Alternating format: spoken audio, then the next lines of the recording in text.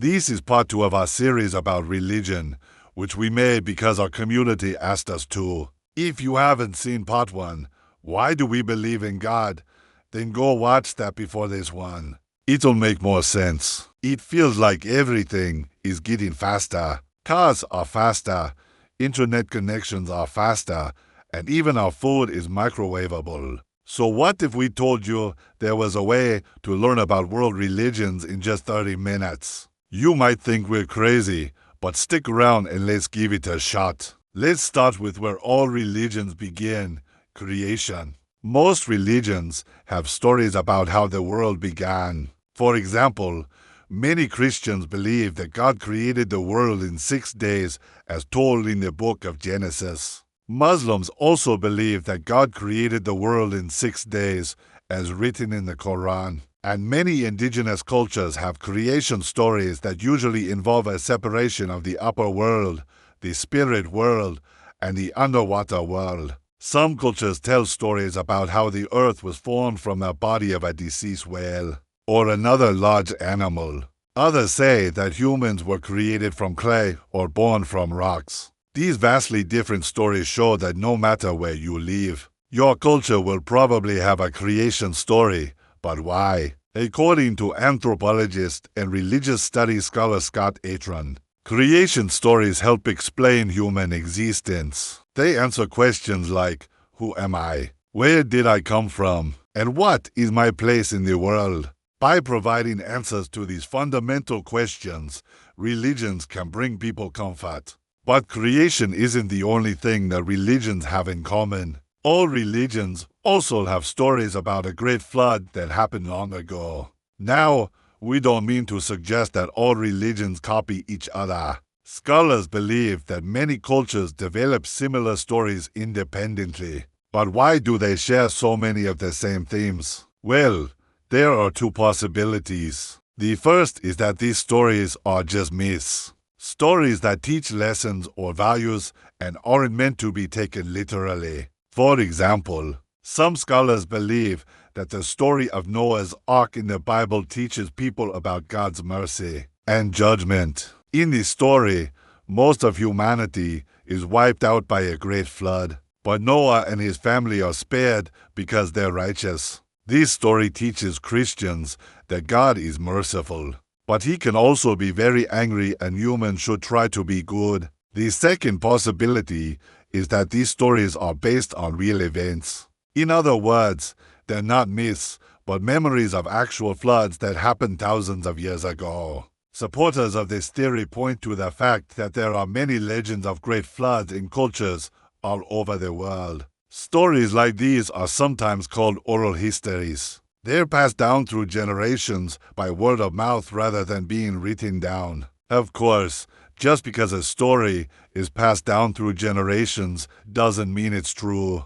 But researchers have found evidence that there was a massive flood about 12,000 years ago, at the end of the last ice age. During this time, the melting ice caused sea levels to rise and most of the land that connected Siberia to North America was underwater. This event could be the inspiration for the many flood stories that are found in different cultures all over the world. Now, of course, humans don't just sit around and tell stories about the past all day. They also need to figure out how to survive in the present. And that's where the third similarity among religions comes in. Almost all religions have rules about what foods are considered clean or unclean. For example, in the Bible, there are strict rules about which animals are clean and which are unclean. If an animal didn't have split hooves and chew its cud, it was considered unclean. For early Christians, eating certain animals could make them feel dirty and separated from God. Muslims follow dietary laws that are outlined in the Quran. For example, they're not allowed to eat pork or drink alcohol.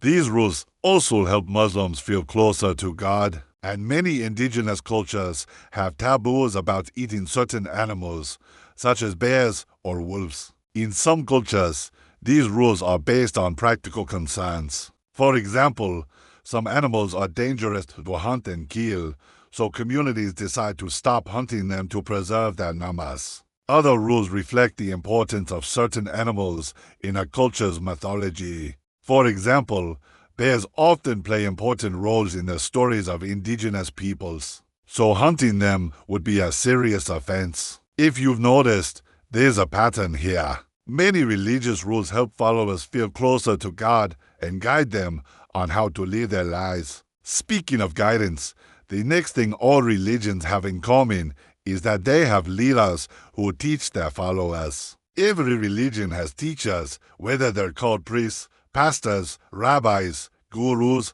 or something else. These teachers help people understand their religion and encourage them to follow its teachings. They're also responsible for passing the religion's beliefs and practices down from one generation to the next. Now, of course, there are differences between religious leaders. For example, in some religions, teachers are seen as having special powers or knowledge. In others, they're simply respected members of the community. And in some religions, religious leaders are male, while in others, women can be teachers too.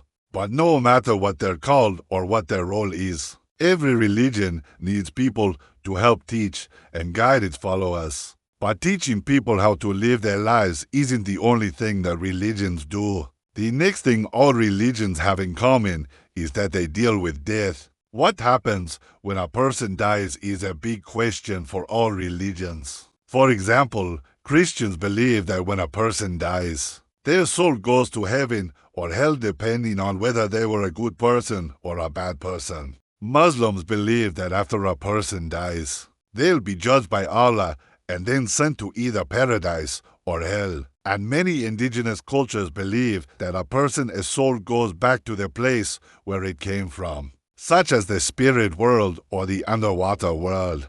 Death is a difficult thing for humans to understand. So it's no surprise that all religions have ideas about what happens when we die. These beliefs help people cope with the loss of a loved one and can also help guide people on how to live their lives while they're alive. We've learned that religions help people answer questions about their world, offer guidance about how to live and deal with the difficult topic of death. But there's one more thing that all religions have in common. All religions help their followers build relationships. Usually this happens within a community of people who share the same faith. Being part of a group of like-minded people can help people feel supported and can give them a sense of belonging. For example, the Catholic Church is a global community of people who share the same religious beliefs. Local churches are led by priests who help guide the congregation or group of church members in their faith. Similarly, mosques are places of worship for Muslims. They are often used for prayer and as a place for the community to gather. And many indigenous cultures have a strong sense of community. Members of these cultures often live in closed communities and rely on each other for support. They often hold ceremonies that bring the community together. In this way, religion can help people form relationships and feel connected to others. So now you know 3 things that all religions have in common. They help people understand the world by answering questions about creation. They provide guidance for how to live, including rules about what's clean and unclean and what happens after we die. And they help people build relationships with each other. As we said earlier, religions are complex, and we could talk about them for hours. But if you only have 30 minutes, this should give you a good overview. So if you want to learn about world religions in 30 minutes, there you go. What do you think? Did that quick summary help you better understand world religions? Let us know in the comments below. And remember to check out part 1, Why Do We Believe in God?, to get the full experience. Thanks for watching. See you next time.